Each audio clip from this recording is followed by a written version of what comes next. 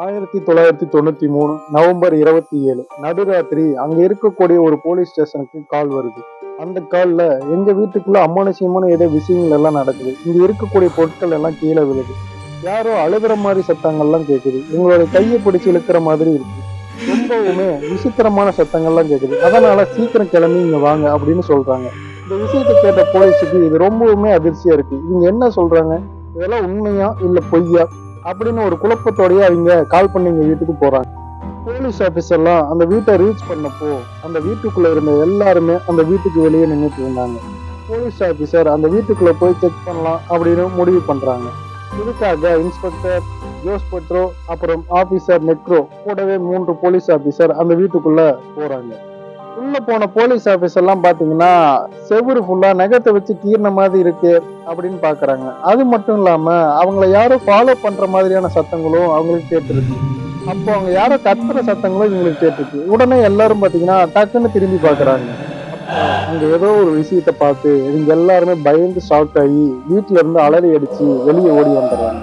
அப்படி அங்க போன போலீஸ் ஆபீசர் எல்லாம் அங்க என்னதான் பார்த்தாங்க, அங்க என்னதான் நடந்துச்சு, இவங்களுக்கு என்ன ஆச்சு அப்படின்னு பாக்குறதுக்கு முன்னாடி இது ஸ்பெயின் நாட்டையே ஒழுக்கிய ஒரு பயங்கரமான உண்மை சம்பவம் அப்படின்னு சொல்றாங்க.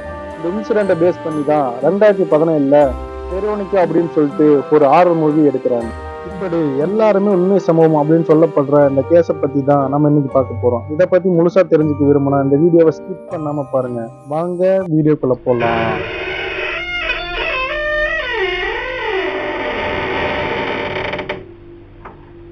1973 ஸ்பெயின்ல மிஸ்டர் அண்ட் மிஸ்ஸஸ் லசோரா எனும் தம்பதிக்கு ஸ்டெஃபானியா லசோரா அப்படின்னு ஒரு பெண் குழந்தை பிறக்கிறாங்க. அதுக்கப்புறமா இந்த குடும்பம் வெல்லிங்கஸ் என்ற அப்பார்ட்மெண்ட்டுக்கு குடி போறாங்க. நாட்கள் ரொம்பவுமே அழகா போயிட்டு இருக்கு. 1990 சம்மர் ஹாலிடேஸ் எல்லாம் முடிச்சுட்டு ஸ்டெஃபனியா அவங்களோட 2 தம்பி தங்கச்சிகளை கூட்டிக்கிட்டு ஸ்கூல் போறாங்க. இந்த ஸ்கூல் பாத்தீங்கன்னா ஒரு கிறிஸ்டின் ஸ்கூல். அதனால இந்த ஸ்கூல்ல ஒர்க் பண்ற டீச் பண்ற எல்லாருமே நன்னுன்னு தான் கூப்பிடுவாங்க. ஒரு நாள் பாத்தீங்கன்னா ஸ்டெஃபனியா அவங்க கிளாஸை கவனிச்சுட்டு இருக்காங்க. அந்த சமயம் அவங்களுக்கு ஒரு பார்வையில்லாத நன்னா அவங்களுக்கு கிளாஸ் எடுத்துட்டு இருக்காங்க. அப்போ ஸ்டெஃபனியா அவங்களோட 2 ஃப்ரெண்ட்ஸை கூட்டிக்கிட்டு அந்த பார்வையில்லாத நன்னை ஏமாத்திட்டு அந்த கிளாஸை விட்டு வெளியே போறாங்க. வெளியே போனவங்க அந்த பில்டிங்கோட பேஸ்மெண்ட்டுக்கு போறாங்க. அங்க போனதும் ஸ்டெஃபனியா அவங்களோட பேக்குக்குள்ள இருக்கக்கூடிய ஒரு ஓஜா போர்டை வெளியே எடுக்கிறாங்க. 3 பேரும் அந்த ஓஜா போர்டை விளையாட ஸ்டார்ட் பண்றாங்க.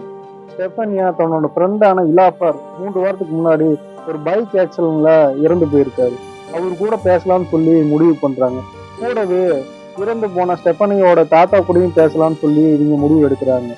இவங்க அந்த ஓஜா போர்டு மேல கிளாஸை வச்சு அந்த 3 பேரும் அந்த கிளாஸ் மேல கையை வச்சு அவங்களோட ஃப்ரெண்டையும் ஸ்டெஃபனியாவோட தாத்தாவையும் கூப்பிடுறாங்க. நீங்க இங்க இருந்தீங்கன்னா இவங்களோட பேச வாங்க அப்படின்னு சொல்லி கூப்பிடுறாங்க. அப்படி பேசிட்டு இருக்கும்போது தான் திடீர்னு கதவு தட்டுற சத்தம் கேட்குது.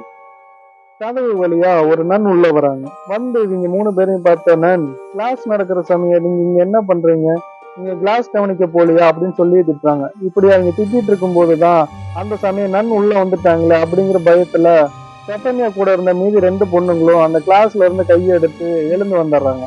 ஆனா ஸ்டெஃபனியா மட்டும் அந்த இடத்துல அப்படியே உட்கார்ந்து இருந்திருக்கிறாங்க.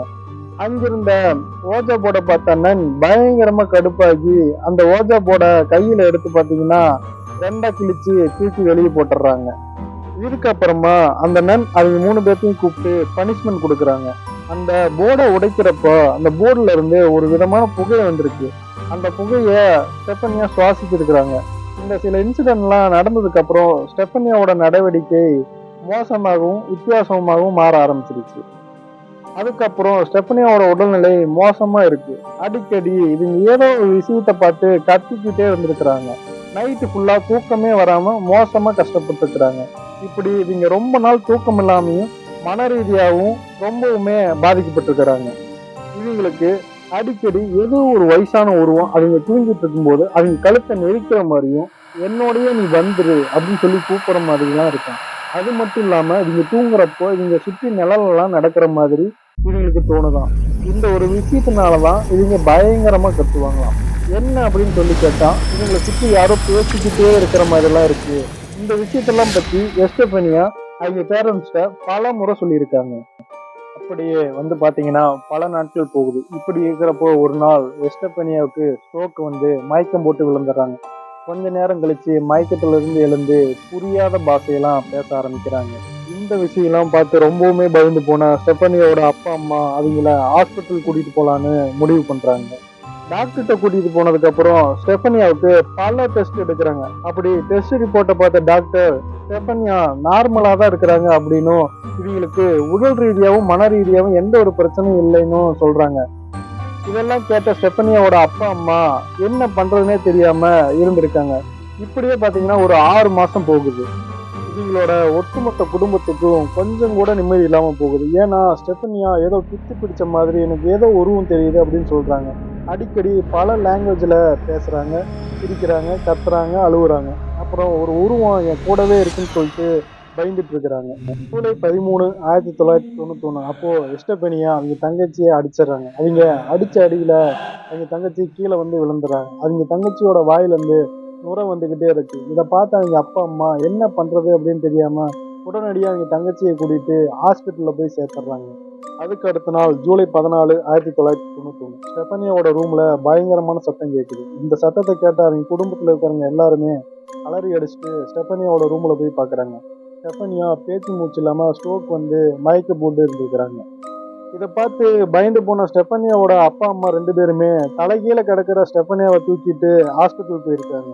இவங்க ஹாஸ்பிட்டல் போனதுக்கு அப்புறம் தான் தெரிஞ்சிருக்கு ஸ்டெஃபனியா கோமாவுக்கு போயிருக்காங்க.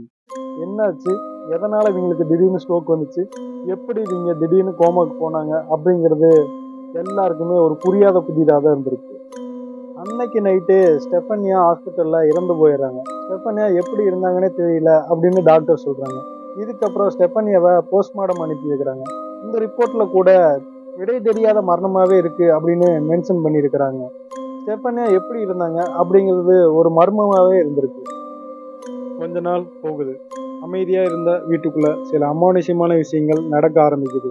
அன்னைக்கு நைட் எல்லாரும் தூங்கிட்டு இருக்கிறப்போ ஸ்டெஃபனியாவோட ரூமுக்குள்ள இருந்து ஸ்டெஃபனியா கத்துற மாதிரியான ஒரு சத்தம், கூடவே செவுத்துல யாரோ இடிக்கிற மாதிரியான சத்தம், அதுக்கப்புறம் அங்க இருக்கிற கண்ணாடி எல்லாம் யாரோ தள்ளி விடுற மாதிரியான சத்தம், யாரோ அங்க சிரிக்கிற மாதிரியும் அலற மாதிரியும் ஒரு விதமான சத்தம் கேட்டுட்டே இருக்கு.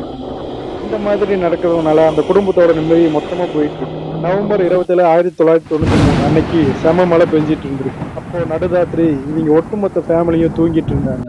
அப்போ யாரோ ஒருத்தர் அழுகிற மாதிரியும், கூடவே அங்க இருக்கிற பொருட்கள் எல்லாம் தானா கீழே விழுகிற மாதிரியும், யாரோ ஒருத்தர் பயங்கரமா சிரிக்கிற மாதிரியும் இருந்திருக்கு.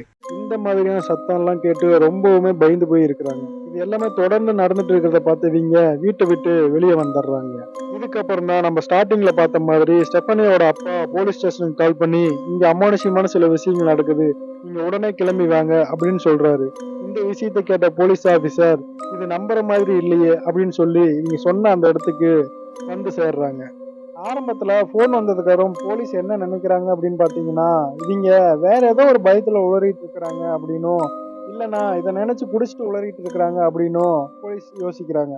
ஆனா இந்த போலீஸ் சம்பவம் நடந்த இடத்துக்கு வந்ததுக்கு அப்புறம் தான் தெரியுது ஸ்டெஃபனியோட பாத்ரூம்குள்ள இருந்து பயங்கரமான சத்தம் ஒன்று வருது, நீங்க தான் போய் பார்க்கணும் அப்படின்னு சொல்றாங்க. இதுக்கப்புறம் தான் அந்த போலீஸ் ஆபீசர் எல்லாமே உள்ள போய் பாக்குறாங்க. அந்த வீட்டுக்குள்ள போன உடனே அந்த கதவு தானா சாத்துற சத்தம் கேக்குது. நீங்க உடனே அந்த கதவை திரும்பி பார்த்து யார் அந்த கதவை சாத்துறது அப்படின்னு சொல்லி கத்துறாங்க. ஆனாலும் உள்ள போன போலீஸ் ஆபீசர் எல்லாம் ஒரு விதமான பயத்திலேயே இருந்துட்டு இருக்கிறாங்க. இன்னும் கொஞ்சம் உள்ள போனவங்களுக்கு ஓடுற மாதிரியான சத்தம்லாம் கேக்குது. யார் அந்த பக்கம் ஓடுறது அப்படின்னு சொல்லி அந்த சத்தம் கேட்ட அந்த பக்கம் இவங்க எல்லாம் போயிருக்காங்க. அங்க போய் பார்த்ததும் அங்க யாருமே இல்லை. கொஞ்சம் உள்ள போய் இவங்க சுத்தி பார்த்துட்டு இருக்கும் போது அந்த ரூமுக்குள்ள இருக்கிற திங்ஸ் எல்லாம் தானாவே கீழே விழ ஆரம்பிக்குது. கூடவே அங்க இருந்த கபோர்டு எல்லாம் ஆட்டோமேட்டிக்கா ஓபன் ஆகி க்ளோஸ் ஆகி இருந்திருக்கு. இந்த விஷயங்கள்லாம் பார்த்த போலீஸ் ஆபீசர் ரொம்ப பயத்துலதான் இருந்திருக்காங்க. அதுக்கப்புறம் 2 போலீஸ் ஆபீசர் அங்க இருக்கிற பாத்ரூம் பக்கம் போய் பார்க்கலாம்னு சொல்லி முடிவு பண்ணி பாக்குறாங்க. அந்த பாத்ரூம் கம்ப்ளீட்டா சில்லா இருக்கு. அந்த 2 போலீஸ் ஆபீசரும் இன்ஸ்பெக்டர்கிட்ட வந்து அந்த பாத்ரூம் ஏதோ ஸ்னோவேடுக்குள்ள போன மாதிரி இருக்கு அப்படின்னு சொல்றாரு. இந்த விஷயங்கள்லாம் நடந்துட்டு இருக்கிறப்போ பின்னாடி ஒரு சத்தம் கேட்டிருக்கு. அது என்ன சத்தமா இருக்கும் அப்படின்னு சொல்லி எல்லாரும் திரும்பி பாக்குறாங்க. அப்போ இவங்க எல்லாருமே ஒரு வயசான உருவத்தை பார்த்ததா சொல்றாங்க. அந்த உருவம் இவங்கள நோக்கி கொஞ்சம் கொஞ்சமா வந்துட்டு இருந்திருக்கு. இதை பார்த்து பயந்து போன இவங்க உயிர் பிழைச்சா போதுண்டா சாமி அப்படின்னு சொல்லி உயிரை கையில பிடிச்சிட்டு அந்த வீட்டுக்குள்ள இருந்து வெளியே ஓடி வந்துடுறாங்க. வெளியில் வந்தவங்க வழியில் நின்றுட்டு இருந்த அந்த ஃபேமிலியை பார்த்து இதுக்கு மேல யாரும் இங்க இருக்காதீங்க, இங்க இருந்தா உங்க உயிருக்கே ஆபத்து அப்படின்னு சொல்றாங்க. இதை கேட்ட அந்த ஃபேமிலி எந்த ஒரு திங்ஸ் எடுக்காம அந்த வீட்டை காலி பண்ணிட்டு போயிடுறாங்க. அதுக்கப்புறம் அந்த குடும்பம் நிம்மதியா வாழ்றாங்க. இந்த அன்சால்வ்டு கேஸ் தான் 2017ல வெரோனிகா அப்படிங்கிற ஒரு மூவியா ரிலீஸ் பண்ணியிருக்காங்க. இந்த மூவியை பார்த்தீங்கன்னா ரொம்ப த்ரில்லிங்கா இருக்கும் அப்படிங்கிறதுக்கோசரம் நிறைய எக்ஸ்ட்ரா சீன்ஸ்லாம் ஆட் பண்ணி இந்த மூவியை ரிலீஸ் பண்ணியிருக்காங்க. இந்த வீடியோ உங்களுக்கு ரொம்ப பிடிச்சிருக்குன்னு நான் நம்புறேன். மேலும் ஒரு அமானுஷ்யமான நிகழ்வோட நாளை சந்திக்கும் வரை டாடா பை பை.